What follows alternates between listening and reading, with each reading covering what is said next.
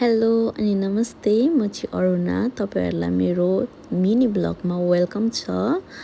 अनि आज चाहिँ हामी फ्यामिली स्ट्राउजबर्ग भिलेज भन्ने ठाउँमा आएको छ। यसलाई चाहिँ जर्मन टाउन भनेर पनि चिनिन्छ। यो चाहिँ पेन्सिल्भेनियाको ल्याङ्कास्टरबाट अलिकति टाढा छ। यो चाहिँ जस्तै 25 to 30 मिनट लाग्छ ल्याङ्कास्टरबाट चाहिँ। तपाईँहरू पनि घुम्न आउनु होला।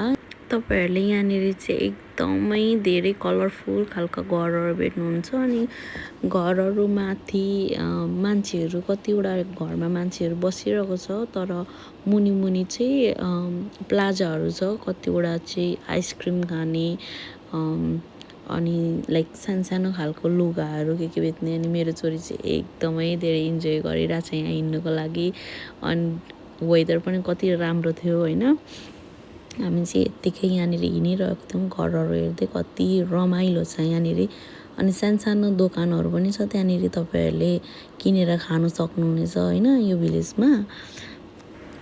मैले चाहिँ अलिकति धेरै एक्सपेक्ट गरेको थिएँ, किनभने टिकटकमा एकदम धेरै देखिरहेको थियो यो, अनि अलिक ठुलो होला भनेर। तर यो चाहिँ 10देखिको 15 मिनटभित्रमा घुमेर सिद्धिँदो रहेछ, त्यस्तो ठुलो चाहिँ रहेन रहेछ। अनि मेरो छोरी र मेरो सासू अनि ससुरा, मेरो हस्बेन्ड। अनि यो पर देख्नुभएको चाहिँ गेट हो। यहाँनिरबाट चाहिँ छिर्नुपर्ने रहेछ, तर हामी चाहिँ अर्कै ठाउँबाट छिर्यौँ।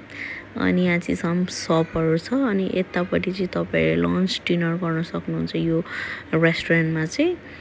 अनि तपाईँहरूले यहाँनिर बसेर खाने ठाउँहरू पनि छ। अघि मैले भन्दै थिएँ, मैले चाहिँ धेरै एक्सपेक्ट गरेको थिएँ ठुलो छ भनेर, तर त्यस्तो ठुलो त होइन। 10देखि 15 मिनटमा तपाईँहरू घुमेर सक्नुहुन्छ यहाँनिर चाहिँ। अनि हामी चाहिँ घुमेर अब फर्किने टाइम भयो। हामी चाहिँ यस्तो धेरै घाम थियो थिनु चाहिँ, म त एकदम धेरै गलेको थिएँ घुमेर, किनभने घामले गर्दाखेरि धेरै घुम्न सकिँदैन। यो चाहिँ अघि तपाईँहरूले देख्नुभएको गेट हो, यहाँबाट चाहिँ इन्ट्री हुनुपर्ने हो। अनि यो दुईवटा चाहिँ घरको अगाडि, दैलाको अगाडि कस्तो मजाले बनाएको रहेछ क्या। अनि हौ त्यो चाहिँ गेट हो, तर हामी चाहिँ अर्कै बाटोबाट आएकोले गर्दाखेरि हामीले गाडी अर्कैपट्टिको साइडमा राखेको थियौँ, त्यही भएर हामी चाहिँ त्यता जाँदैछौँ।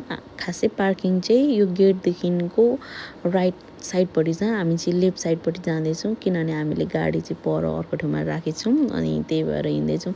यो बाटो आएको थियौँ अघि हामी, त्यही भएर त्यही बाटो फर्किरहेको छौँ। Thank you for watching, bye bye. Subscribe गरिदिनुहोस् होला प्लिज।